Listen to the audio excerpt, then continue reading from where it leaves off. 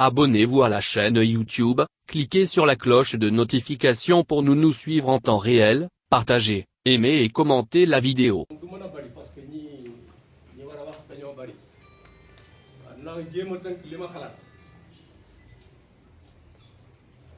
lii nu fi teg dafa sori boo toppee reen ba daf la yóbbu 1962 Léopold Sédar Senghor ak ñi mu àndal fexeel nañu Mamadou Dia ba jàpp ko ne ko raw ci kaso 1962 ba 2000 muy fanweeri at ak juróom-ñett réew mi ñi ñu tuddee socialiste yor ko ak yorin ni ngeen ko xamee 2000 Sénégalais yi jël seeni matukaay jële fii socialiste yi teg Abdou Diouf Abdoulaye Wade remplacé ñoo amoon ci moom yaakaar lool tabarkalla mu nekkoon ci liñ tuddee kujje gi opposition lu man ñaar fukki at ak juróom-benn dig Sénégalais yi lu baree bari defoon na ni bu ñëwee danañ fi soppi dara mu ñëw tabarkalla bu doxalinu socialiste yi xeeñoon doxalinu Abdoulaye Wade dafa xeeñu xun fukki at ak ñaar mu nekk ko fi ak ni mu fi nekkee ni mu fa nekke woon xam ngeen ko jaruma ma ci yàgg ba mu fi jógee 2012 yàlla indi fi Macky Sall am na ñu yaakaaroon Macky Sall waaye man nii di wax ak yéen di wax dëgg yàlla mosuma am yaakaar ci moom wax naa ko ci samay téere wax naa ko ci samay contribution yi may def na fi juróom-ñaari at ñu falaat ko juróomi at 2024 normalement la war a jeexal waaye am na ñoo xam ne ñi seen xel dalul wax na ko nag jéem naa dalal xel nit ñi waaye ku mel ni Macky Sall day kilifa koo xam ne bii li gën a am ci am solo ci kilifa mooy kàddu de koom loolu solo la te loolu journaliste yeeg ñëpp dañ ci am waar wi kilifa gomul kàddu mooy Macky Sall dama koy wax fii nit ñi rek wax yi Macky Sall man duma ci dóor sama doom defuma war sujet nag léegi ma wax leen lu tax duma ci dóor sama doom kilifa gu mag muy sëñ Abdou Lahad Mbacké dafa ne booy wut nit koo àndal da ngay jël wax yi daawam nga méngale ko ak jëf yi renam bu waroo rek bàyyi ko wuti keneen wutil keneen ngir wax day tënk gor waxam da koy tënk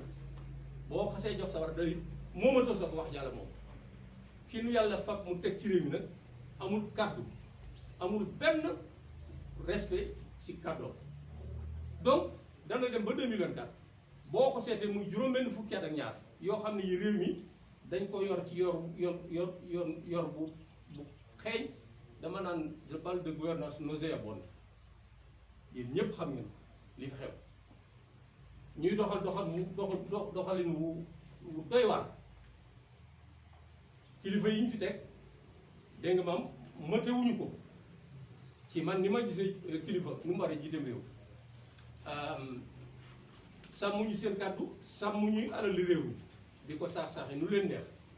boo gisee nag si fii li ko indi mooy dafa am lu ñu naan corruption ñu naan guerre lépp foofa la jóge guerre dafa doon góom boo xam ne bii bu yaatu bu xasaw la dama naan dans mes comptes c'est une endémie nationale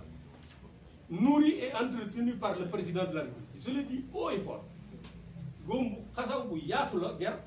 te bis bu Macky Sall xëy da ciy log bu ab paaka di ko gën a yaatal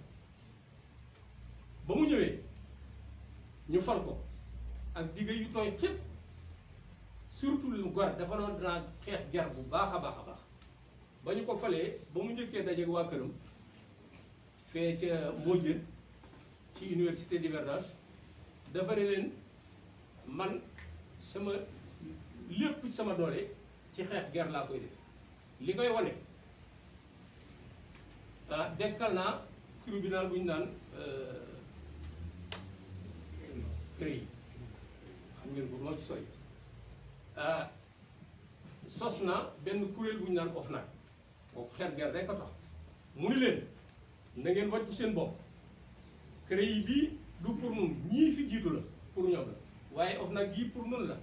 man leen yëgal ne man du ma làq kenn je n'épargnerai personne du ma làq kenn teg fi OFNAC la ca xew yéen ñëpp xam ngeen ko du ma je ne rentre pas dans les détails kuréel yi nga xam ne ñoo war di saytu ni ñu doxale réew mi ñu leen di ay organe de contrôle ñoom ñëpp mu nasaxal leen nasaxal OFNAC nasaxal Cour des comptes nasaxal yépp kuréel yoo xam ne dañ doon seet ni ñuy doxale réew mi kuréel yi dañoo war at mu jot fu mel ni OFNAC par exemple fu mel ni inspection générale d'État fu mel ni Cour des comptes at mu jot dañoo war a génne rapport wane li ñu liggéey loola teg na ci tànkam 2016 ba tey léegi mu mat ñetti at léegi mu jëm ñeent IGE génnewul rapport am bi ñu tuddee rapport sur l'état de la gouvernance et de la reddition des comptes loola inspection générale d'État ci jamono na fi Ngom Keïta dañoo koo soppi woon ne inspection générale d'État rapport bi ñuy def du génn waaye dañuy at mu jot ñu jukki ca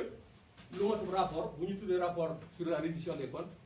pour réew mi xam nit ñi ni ñuy doxali ci yeneen ak yooyu rapport boobu 2016 2017 2018 léegi 2019 jeex génn Cour des comptes 2016 2017 2018 génn woon jot dabu nañu ca jamono yële génne rapport OFNAC xam ngeen na mu demee rapport bi ndaw sa njëkk a génne xam ngeen donc lànk na wax na ne moom rapport yépp da ciy teg concam loolu duma ci sori OFNAC fukki rapport ak juróom-ñaar teg nañ ko ci loxoy procureur de la République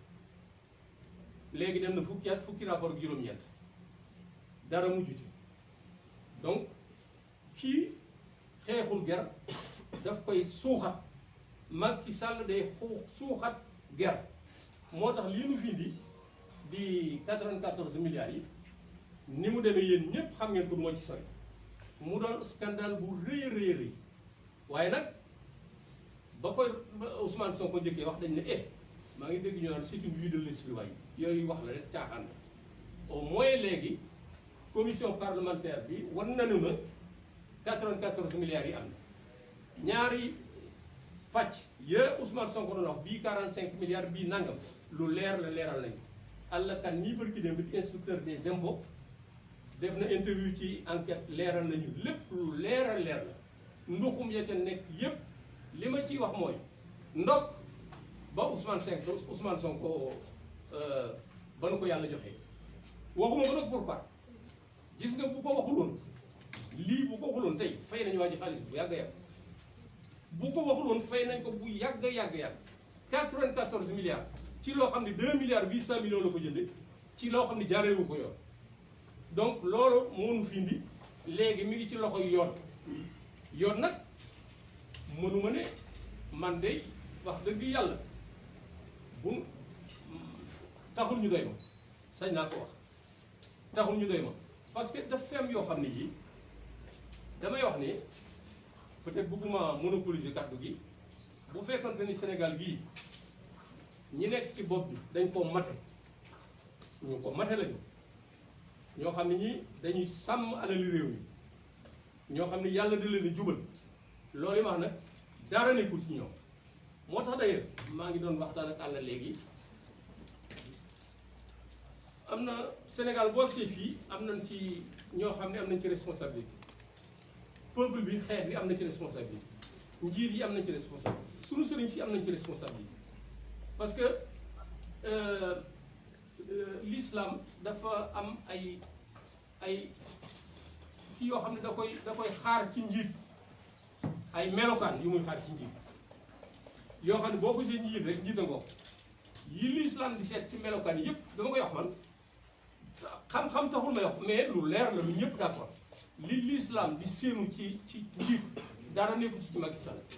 l'islam bëgg na njiit lu sàmm kàddoom l'islam bëgg na njiit lu tëddee njaaxaanaay l'islam bëgg na njiit lu sàmm alal dañ ko dénk loolu lépp dara nekku ci Macky Sall loola dana ma jaaxal léeg-léeg seen sëriñ si niñ koy tam-tamalee loolu jaaxal la ñuy xaar lan l'islam di xaar ci njiit dara nekku ci Macky Sall loolu moom maa ko wax fii donc bu ñu tollee fii war na noo gërëm Ousmane Sonko ngir lii tey bu ko yëkkatiwuloon yàlla xam na ni 94 milliards yi waaye waaja fay na ko bu yàgg-yàgg donc war nañu ci wax comme mi ngi ci yoon aussi yoon bi ñu baree bari doyu leen